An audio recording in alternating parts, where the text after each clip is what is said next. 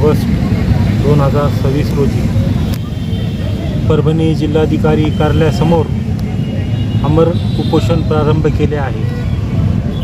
शिंगणापूर परिसरात असलेली Pallavi construction company ही अत्यंत जहरी कंपनी स्थानिक रहिवाशांसाठी झालेली आहे।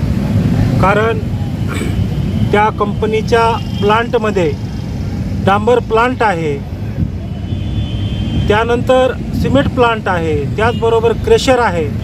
ह्या तिन्ही जे प्लांट आहेत तर दिवस रात्र त्या ठिकाणी चालू असल्यामुळे त्या ठिकाणच्या रहिवाशांचं जगणं मुश्किल झालेलं आहे। कारण की जे आबालवृद्ध आहेत, बालक आहेत, तर त्यांना श्वसन रोग, डोळ्याची जळजळ असे अनेक विकार जडलेले आहेत। त्याचबरोबर त्या ठिकाणात असलेली ती शेती पिकं आहेत, ती शेती पिकंही नुकसान होत आहे।